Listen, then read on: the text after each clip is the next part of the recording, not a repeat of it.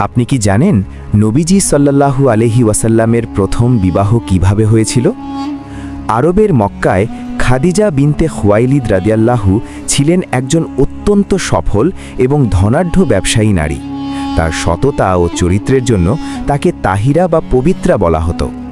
খাদিজা রাদিয়াল্লাহু তার ব্যবসার দায়িত্ব দেওয়ার জন্য একজন বিশ্বস্ত মানুষ খুঁজছিলেন। তিনি যখন মুহাম্মদ সাল্লাল্লাহু আলাইহি ওয়াসাল্লামের সত্যবাদিতা ও আমানতদারিতার কথা শুনলেন, তখন তাকে সিরিয়ায় ব্যবসার দায়িত্ব দিয়ে পাঠালেন। সাথে পাঠালেন তার দাস মাইসারাকে। সিরিয়া থেকে ফেরার পর মাইসারা বর্ণনা করলেন কিভাবে মুহাম্মদ সাল্লাল্লাহু আলাইহি ওয়াসাল্লামের ওপর মেঘ ছায়া দান করত এবং তার ব্যবসায় অভাবনীয় বরকত হয়েছিল। সিরাতে ইবনে হিশামের বর্ণনা মতে মুহাম্মদ সাল্লাল্লাহু আলাইহি ওয়াসাল্লামের অসাধারণ চরিত্রে মুগ্ধ হয়ে খাদিজা রাদিয়াল্লাহু নিজেই বিয়ের প্রস্তাব পাঠান। তখন নবীজি সাল্লাল্লাহু আলাইহি ওয়াসাল্লামের বয়স ছিল 25 এবং খাদিজা রাদিয়াল্লাহুর বয়স ছিল 40 বছর, মতান্তরে 28। নবীজি তার চাচাদের সাথে নিয়ে প্রস্তাব গ্রহণ করেন।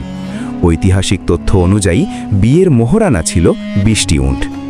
এই মহিমান্বিত বন্ধনই ছিল ইসলামের ইতিহাসের প্রথম বিয়ে। আল্লাহ আমাদের নবীজির সুন্নাত অনুযায়ী জীবন গড়ার তৌফিক দিন।